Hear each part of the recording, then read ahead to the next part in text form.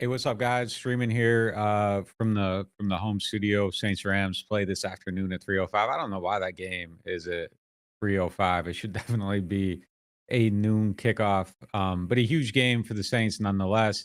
And as always, our game day coverage is sponsored by Matt Bowers Auto Group. So if you're in the market for a new car, make sure you go check out Matt. It's got locations all over the place, state of the art. Ford dealership just opened up recently up on Vets next to our studio up there. Make sure you go check them out. But yeah, this is a huge game today for the Saints. I think it's kind of a factor fiction type of game for me.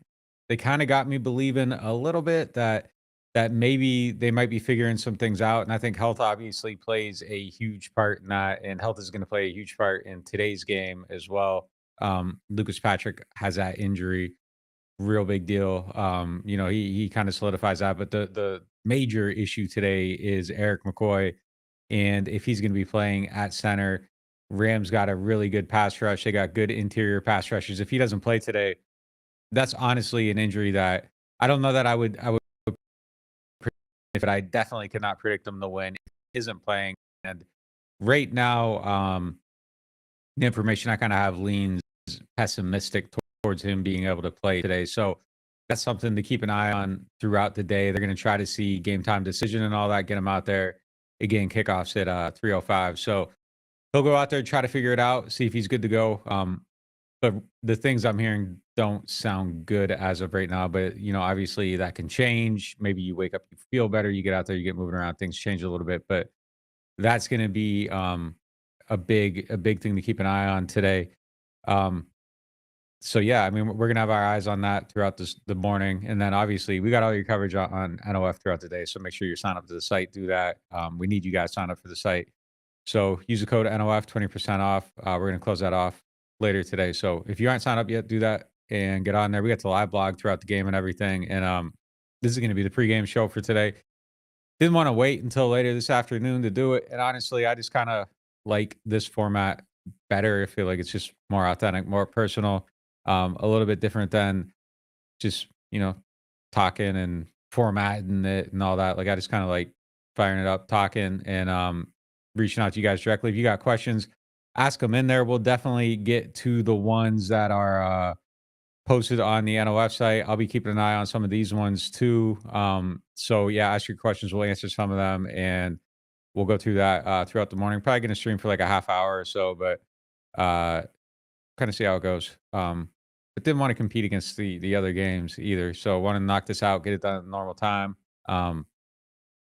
So yeah, we got a question here from Collins. They need a dominant interior D lineman. Hey man, you're way ahead of me right now. But yeah, definitely that's a position that I would be looking at in the draft for sure. But kind of focus on this game right now, and how it's going to go from today. So obviously, I think this is a huge game for the Saints overall.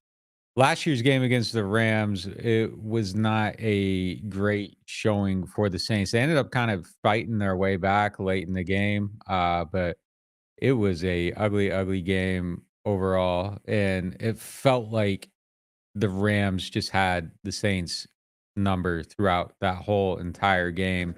And I think it was I think it was it felt a little bit like a for that defense, like they were shattered by that motion. They were just confused by it throughout the whole game. I mean, you see right here, like Puka has some big plays, ate him up. I mean, they did a decent job against Cup. Typically, he's kind of been a Saints killer. He was somebody that Marshawn used to have issues against all the time. But yeah, I mean, that's kind of something that they're gonna have to try to figure out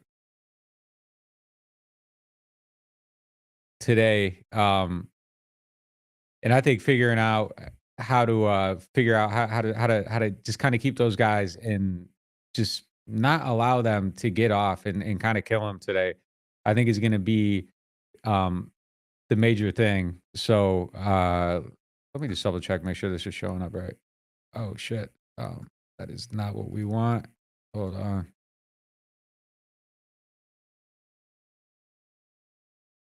All right, cool. We got that.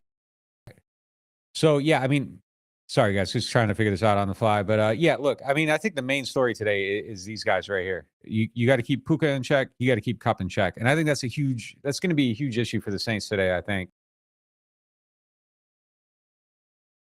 kind of like proving themselves, and they're able to do that, and they're able to shut this down. I mean, I think it means a lot. I think that gives them a chance to win today, which is obviously, I think, important as far as if Rizzy's going to keep this job. So that's kind of something they got to keep an eye on overall.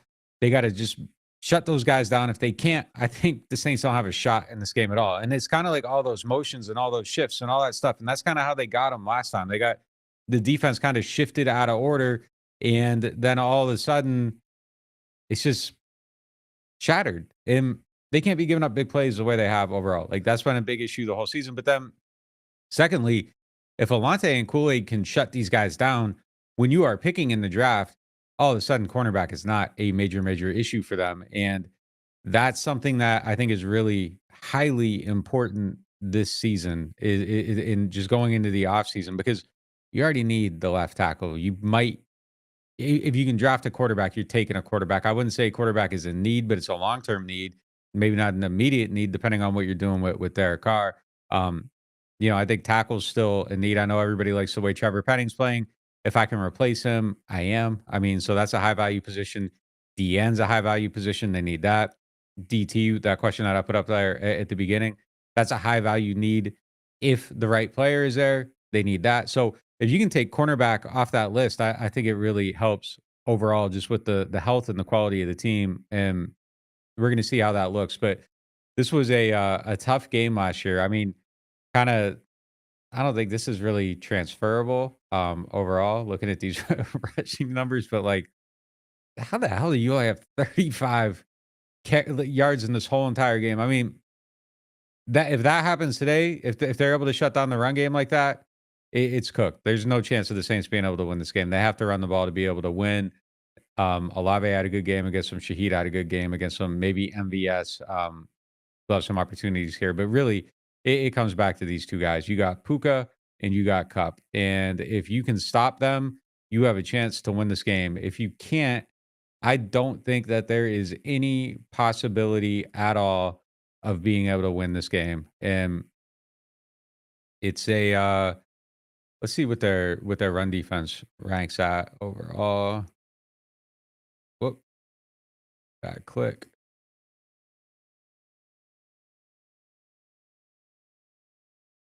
Where are the Rams on here?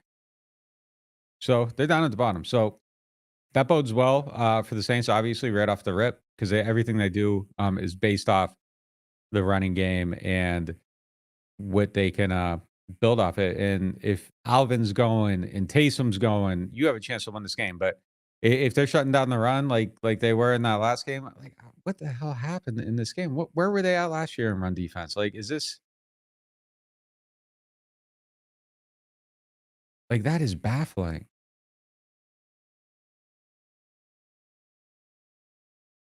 That I just saw. Okay, they were way better on defense last year, but still, man, like 30 some yards. It is a good thing they made a change at offensive coordinator. There was just stuff happening last year that was just so weird. You come across these stats over and over. I actually think Kubiak's doing a good job now. Um, I think he's been doing a good job all year. I mean, it was easy to lose sight of it a little bit when they had all them injuries. 7 guys on offense are out. Derek Carr's out. You don't have any interior offensive linemen.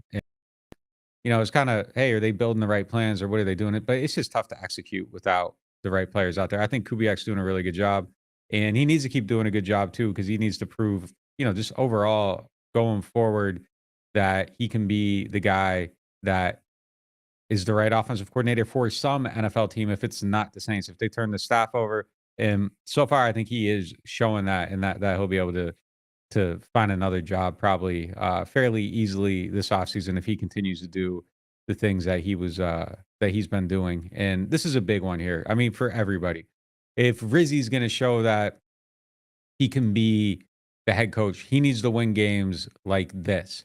And you got to be able to win these games. And there's a couple big ones here. Like, you know, they don't have the greatest record right now, but beating them feels a lot different than beating any other team with their record right now. They aren't your typical 5-6 team. I think they're quite better than that. They've battled through some injuries, and I just think that they're a different team than what their record suggests. They got some good wins here. They got the Vikings, 49ers before. They're having a weird season too, but they're a better team than I think the records suggest, and beating them would just feel a little bit different. It proves something a little bit. I don't think it proves enough, but it proves something a little bit. And if you can get 3 in a row, you're gonna get 4. Um, the Commanders don't have a lot of quality wins either. They're kinda like, I guess I was looking at the Rams there. They haven't beat a ton of good teams either. I think they've only beat 1 team with a winning record. If you win this one, you're getting to 4, and, if you're 4-0 as the interim, those conversations start to get serious. If you can get one of these 2, because you're Raiders game. So I think if you get this one, like the dominoes start to set up to where this becomes like a possibly serious thing with Rizzy getting that job. So this is a huge game today.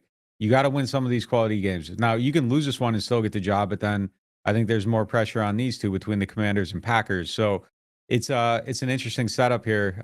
If you get this one though, like okay, your players feel good about these 2, but you beat the Falcons and you beat the Browns. You beat the Rams.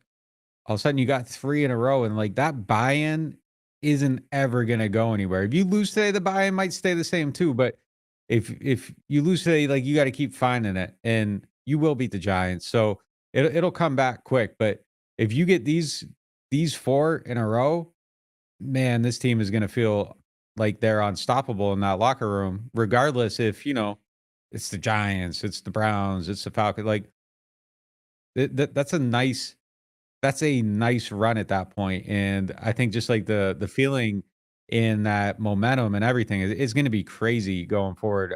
If they get 4 in a row, so if you get this one here, like you're set up and it's all real. If you lose it, is it real? The conversation shifts a little bit, and obviously, I think Rizzy really wants that job, and that would keep your Kubiak in place and all that stuff. So it's going to be interesting. I think this is a highly, highly important game in just kind of like the long term future of the organization. I don't want to put too much on it because I don't think, necessarily you lose and it's over. But if you win, you're on a path. Like, and I'm not saying like the whole road's paved, but man, that's a lot of concrete going down. Like the crew's showing up. They aren't disappearing for 2, 3 weeks, like they tend to do around here. Like that crew's going to be showing up every day. And you're on a path then, and things feel a lot more possible because man, you get to 4-0, like you're gonna get another one against the Raiders. I mean, you got 5. Bucks are a beatable team. Like 6-2, you could lose both these and potentially have a shot at keeping that job. Um, I think they're gonna run their process regardless of what happens, even if Rizzy goes undefeated. I think you still do other interviews just to make sure, and you run a real process. Last time I felt like it was a little bit rigged. Rigged is the wrong word. Pre-decided a little bit. I think there was a front runner, and that's okay to have a front runner, but I think you still got to run your process. Got a question here on the site: has the defensive scheme changed since the DA's departure? I think everything with the pass rush has been a little bit different. The simulated pressures have been down a little bit. We're gonna look into those numbers at some point. I don't have my data like second, but we'll get that on the site at some point to see just how the simulated pressures have changed, and how many there were more simulated pressures I think against the Browns. And for people that don't know what those are, that's just kind of like say like on a third down when you see like okay, there's 4 guys back in coverage, and then there's 7 guys just kind of bunched at the line, and then the ball gets snapped, and there's some guys coming, and there's some guys dropping, and you don't necessarily know who's who. That's how you get like Cam Jordan dropping back, to cover, kind of like a shallow area that typically a linebacker would cover, but now the linebacker's coming. So simulated pressure is basically when you do that, quarterback has to read who's coming, who's dropping, and you get your pressure by just having force still, and you have your 7 guys in coverage, and it just kind of creates the idea of pressure, kind of gets the offensive line mixed up a little bit. Every team kind of does it. The Saints really love doing it under DA. They've been doing less of those and just kind of rushing normally, and they've been changing up some of their substitution patterns and all that stuff. So that's been a significant change so far. But like as far as like the coverages and all that, that's just kind of what they do over overall. You're gonna play the coverages that you play. You're gonna do things kind of how you're doing them. There's only so much change you can make in a season, and I don't necessarily think that like you know what they're playing in the back end has been a huge issue. I think it's been the execution and the attention to detail.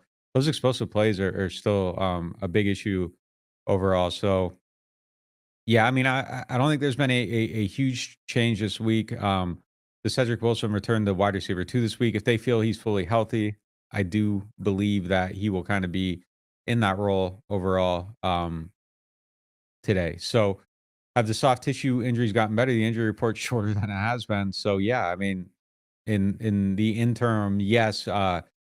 Ironically, going into the game, one of the big injuries is Eric McCoy's groin injury. So like you have a high quality soft tissue situation kind of unfolding that I think really does kind of play a determining factor in who wins this game today. I mean, man, McCoy being out there last week, it was crazy. Just the impact and the difference and all that. So that interior today, huge thing. They got two guys up there, Braden and they got Turner, Kobe Turner. Those two guys are solid. Turner obviously has been the better one out of the two. Verse obviously has been outstanding for them this season. A really good pick for them in the first round of the draft. He's really looked good this year. And that's gonna be the issue, I really think, is blocking Kobe Turner. I mean, I think that's the big issue, if you're down McCoy and you're down Patrick, trying to stop him today, that's gonna determine the game because, QB1, he can react to pressure a little bit, and when it's coming at you in your face and that's the stuff you're looking at, I mean, it gets you immediately. You see it coming every time, it can speed you up every single time, and if this guy's getting at you, you could have problems. 9 sacks last year, man, from the interior, and he's good against both, good against the run, good against the pass. He kinda does everything, and that makes him a really highly effective player. I mean, obviously, nobody's Aaron Donald, but they've done a decent job of finding somebody that can step in there a little bit, and that's gonna be, I think, the deciding factor of this game. Verse over here, I think Fuaga will do an okay job. But when you got a guy in the middle that's great too. I mean, that's two people. It gets a little bit harder to offer help over here off the edge. So Fuaga is gonna have to win this battle because I mean, this is where it's gonna be coming from is on the inside. And I think you have to just hold it down on the inside. Obviously they got all their receivers. Saints know well all these guys very well. Obviously, another major matchup, as we mentioned before. You know, last year Robertson had a decent amount of yards against the Saints, so they're gonna have to win all these matchups. I mean, I don't like the slot matchup at all. It is kind of interesting. Like, do you bring Alante on the inside, just kind of match him up? Um, On Cup? I wonder if they're gonna change that up a little bit today. I hadn't really thought about that, but I think it's something that you might wanna try to do. I don't know if you wanna let him get on Ugo and let that be the determining factor of the game, although I don't know who you move to the outside. So it's kind of a matchup nightmare. Man, the Saints went from having so much depth at that position to just not having a ton of it. I was gonna play some of these of Turner. I don't know. Go buy NFL Pro. Great product. It's really good. Like you can just, type in over here, Kobe Turner defense, the plays you're looking for.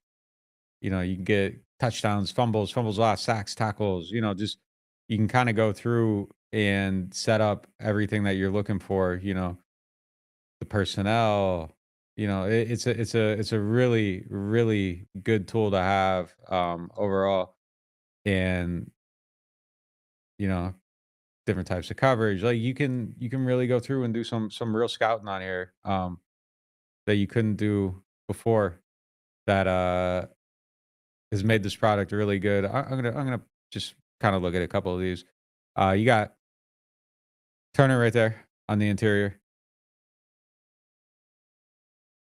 You know, he can wreck a play, man. He can wreck a play.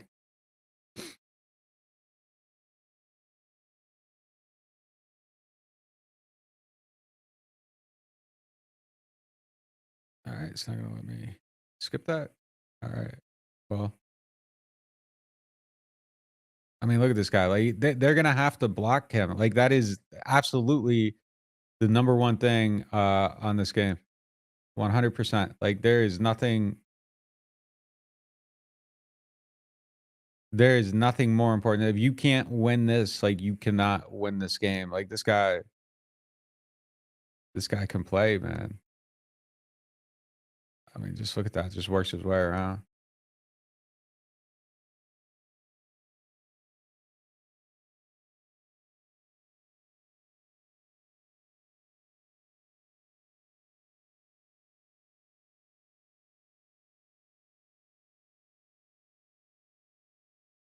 Got him right there.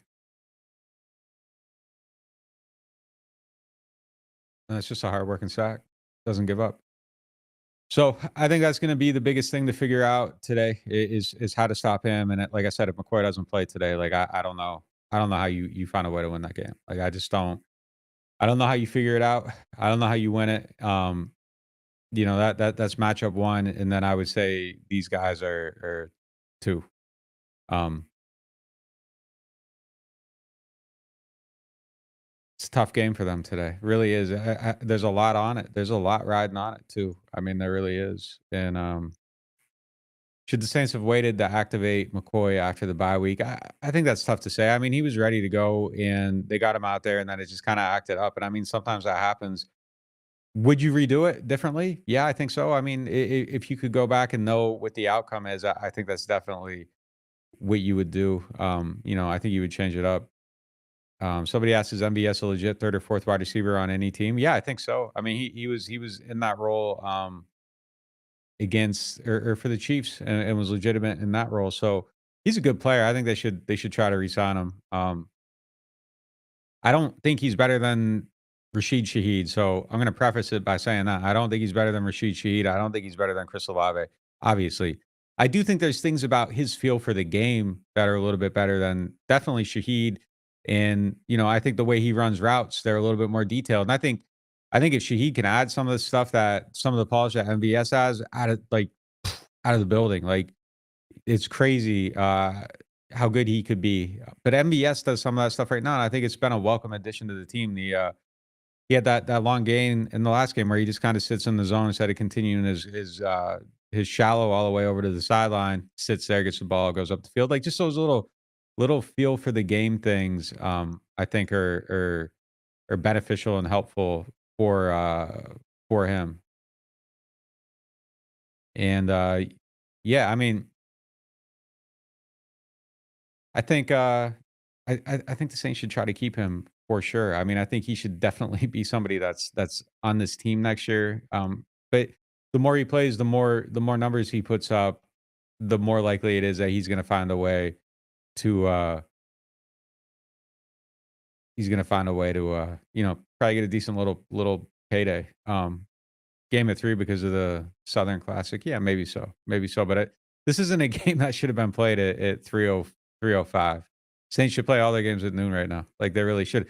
I'm kind of surprised they didn't flex the Monday night game either. I mean, that's really tough on that Green Bay economy though. But that's a terrible game. That's a terrible game to have for that Monday night game on the 23rd. All the degenerates.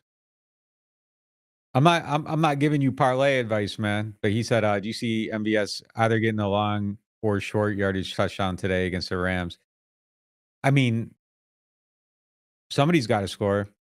I feel like Alvin's due for a touchdown too. I mean, they're definitely going to try to get some explosives going to MVS today. So if you are looking for a home run play and the odds are good on it, like you know, I don't think that's the worst thought process in the world. Outside of that, but yeah, if I was guessing touchdown scores today, like I would throw MBS on there, Alvin on there. It's been a while since he's really kind of had those opportunities. Taysom's a good bet on there. Those are the ones that I would probably look for. Someone said, "Are you not going to be at the game?" Yeah, we're going to be at the game, man. Like we just always go live at 10. Got a couple hours to go there, and like I said, I think this is just a better.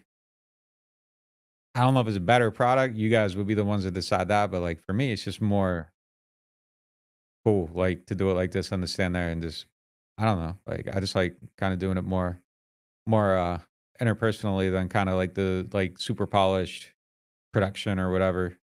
Where I feel like that adds layers between the conversation that, we're having. Like, I just wanna talk to you guys really is kinda how I like to do it. And, this just feels like a more direct interaction. So, opportunity to do it. So I just decided to do it this way today. And, but yeah, we'll have all the coverage live, live blog throughout the game, show after the game, the normal show after the game,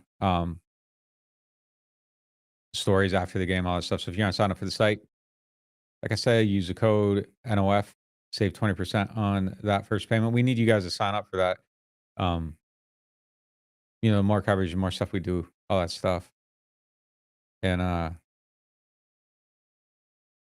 yeah, we're still counting on that big time. Big time. That's how we do everything that we do. Someone said Saints need to find a way to find a big physical receiver in the second or third round. I think they should have did it last year. I thought they dropped the ball on that last year for sure. It's the biggest need on the team, no question about it.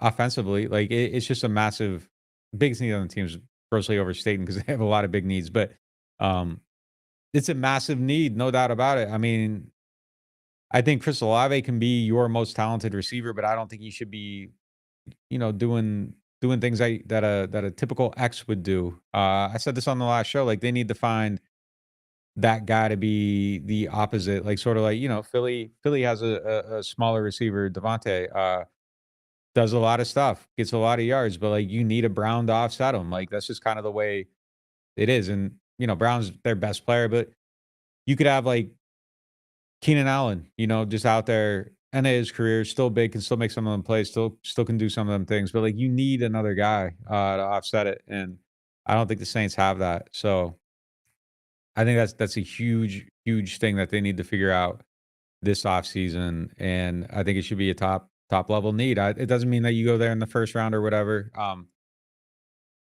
but it's just something that you can't let go unaddressed. And I think it was on their list of needs last offseason, and they just let it go kind of unaddressed. And that's not something that I think can play this offseason. Like you have to find another way um, to add players to this roster at that position specifically.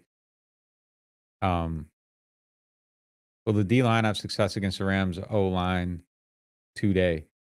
It's gonna be a tough matchup. If they're gonna get it, I think interior pressure, is kind of the way to do it. And, I think the way to beat Stafford is to get that pressure on him. Like, that's really the only way to kind of win and to beat him at some of that stuff. I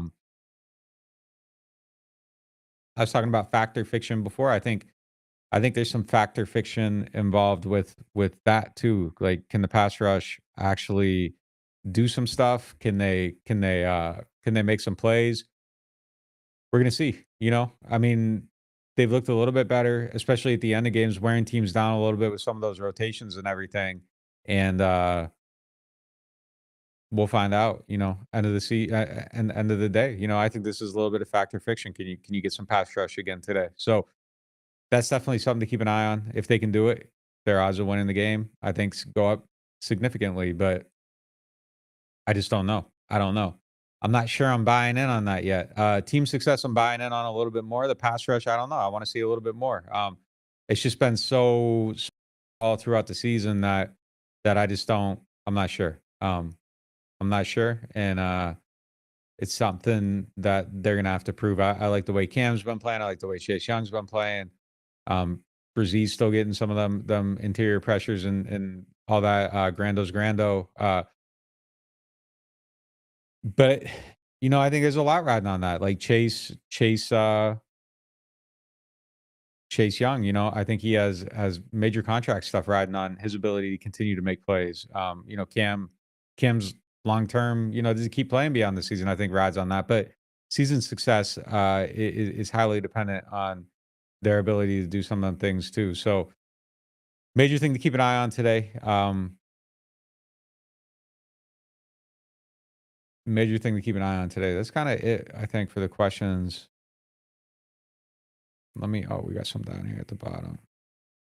Is McCoy playing? I said at the beginning, I'm more pessimistic than optimistic about that. So that's something, that I think will be more of a game time decision. But I'm leaning towards no right now on that. Is Kendra Miller playing today? Nope. He's still not back from IR. That should.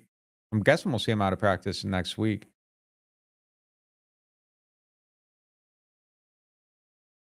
Yeah. I mean, look, it's multifaceted. It isn't just Hooker Cup, the run game too. I mean, it's going to be. They really got to show something on defense today, guys. Like it's crazy. There's a lot there. There's a lot there that they have to show. McCoy being out, yeah. I mean, I think that would hurt the run game a lot. I think it would hurt the run game a lot. The screen game too. I mean, he just gets out there. McCoy gets out there, man. Like you see him in the second level. You see him like making plays way down the field that just other guys aren't going to be able to make, and that's why he's like one of their best players. Obviously, is today Rizzy's real interview? I mean, that's it's part of it. I think he's going to get the interview. You got interviewed last time, but it's a big piece of the resume, no doubt. Can the Saints get pressure without blitzing?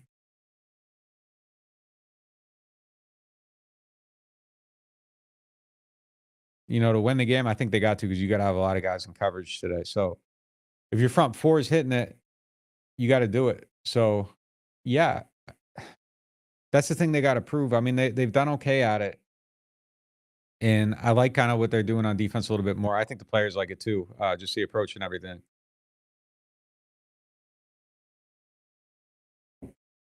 But it's that's that's one of the questions of the game. Will the Saints? Somebody asked in the NOF chat. Will the Saints exercise Olave's option? I think so for sure. I think you do that. I think you do that for sure. And even before hitting the extension, I think you probably do that. I think you do that and then kind of look at it, or you look to extend them at that time. I don't think they'll try to be early on it. I think depending on team success, it's really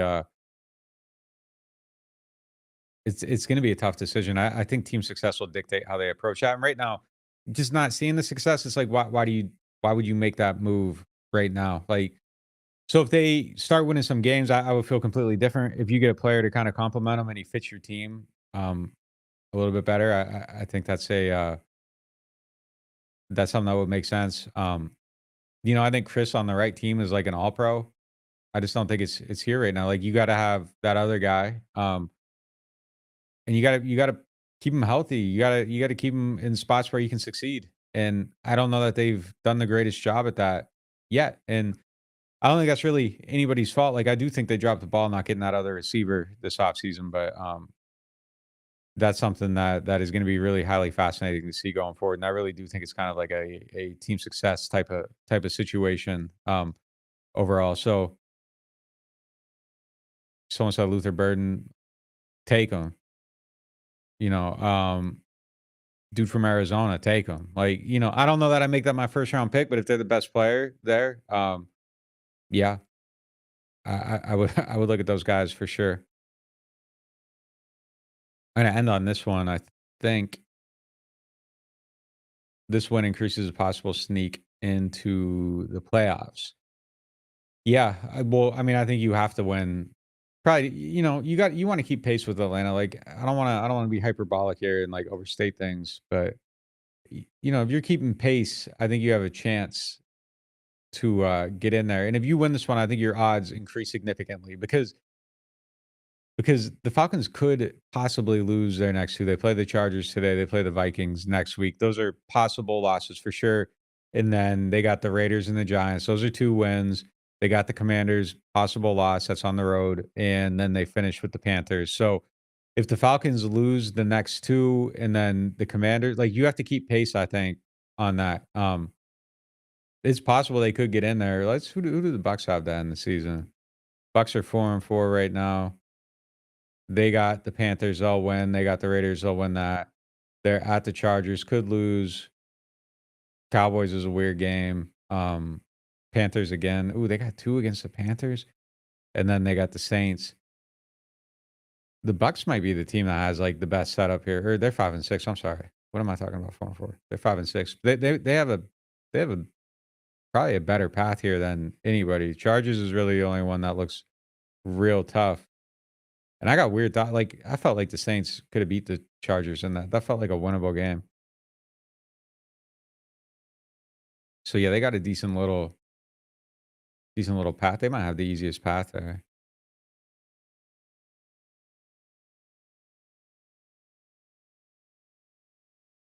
Why didn't the Saints trade Chase Young at the deadline? Because they aren't tearing down their team yet. And I don't know what you would have really got for him though. Someone said, "I get the feeling you couldn't move on from DC fast enough. What could DC do to want you to keeping him around?" I don't think I'd given that off at all. I mean, I before he got hurt, like the first quarter, we did like a show. Who was the first quarter of the season MVP? I actually had him in that spot. I think he's fine. I think he's a fine quarterback. I would actually say that I think the one thing where I'm the most disconnected from the fan base on is just like the conversation around him. I think he's a fine NFL quarterback, and I feel like often he gets talked about like he is the worst player in the NFL. Just you can't win a game with him as your quarterback. Like I feel like that's how people talk about him, and I don't agree with that. I think he's having pretty good season. I think he's been okay this year. I think he's been okay since like the midway point from last season. Having said that, I still think that unless you have a top 10 quarterback, you're always looking to try to upgrade that position. And I don't think he's a hindrance on this team, though. I think you can win games with him if you put the right team around him. And I think he's probably paid the right amount of money for his skill. I he's won some games with he doesn't have he has MVS and nothing else at receiver right now. So I don't think he's having a bad season at all. I think he's actually playing pretty good football. And I don't think I talk about him in that tone at all, really. I think he's fine. I think he's paid the right amount of money. Having said that, if you could draft a quarterback in the first round and have a long-term number one answer on a cost-controlled salary, I do that. I mean, you know, one of the things I've often said is like I don't I don't think that I think there's a handful of quarterbacks in the league that kinda just make you, like, straight up monogamous to the point that you aren't even, like, wandering your eyes around and being like, "Hmm, like, I wonder," I don't think Derek Carr's done that. Like, I don't think he's only made it so you got your eyes on one person and one person only, and you aren't considering any other possibilities, and until you have that guy, I feel like you should always be looking. Like, I didn't necessarily agree with the Falcons' double dip, but, like, the theory behind it in sense makes sense to me. You get one guy that isn't your long-term answer, and you get somebody that you think could be your long-term answer. Until you have, Herbert or Mahomes or Josh Allen or, Lamar, and, I'm probably forgetting some other people, but until you have one of them guys where it's like franchise quarterback, build around them, put the 20-foot poster up on the building across the stadium, merchandise that like winning games because of them. I think you're looking. So, and I don't think that's a commentary really on Derek being bad. Like I just think that he's not quite that, and I don't think the Saints ever thought he was quite that either. Otherwise, you're paying him 50 million a year instead of 30. So, um, I would look and I would try to replace him, but I'm not trying to move on from him yet at this point. So yeah, I wouldn't agree with that. And if I haven't made that clear, that's on me, for my communication or whatever. But I don't think I view him like that. I actually, like I said, I actually disagree about I think how the conversation at large is had about him. I think it's way overstated. And I understand, like, people like he ain't it. Like, cool, I can get that because definition of it is maybe different, or it is the guy that can you win games because of. And I don't think he's necessarily that tier of quarterback, but yeah, that's kind of how I would view that. All right, looks like chat's kind of worn itself out there on the side. That's the pregame show for today. Make sure you sign up to NewOrleans.Football. Appreciate all you guys that are tuned in and watching this. Stick with us on the site. Got the live blog going, coverage after the game, the analysis, the commentary. We got our regular show after the game that's available only to members of NewOrleans.Football. If you aren't signed up for the site, at least hit like on this. That helps the algorithm, helps us grow on YouTube and all that stuff. So hit like on this, subscribe to the channel, and help us grow that way. But if you really, really, really like the content and you're watching all of it, sign up for the site, man. We need you guys on there. We need the site to grow. And that's kind of how we keep it going and can keep doing things kind of the way we want to do them instead of how somebody else is, running an operation or whatever. Like we do that. Direct to the fan. Obviously we run the site ourselves, run the channel ourselves. So we need you guys to sign up and kind of keep supporting it. So appreciate y'all. We'll talk to you during the game, and we'll see what Rizzy Ball Week 3 has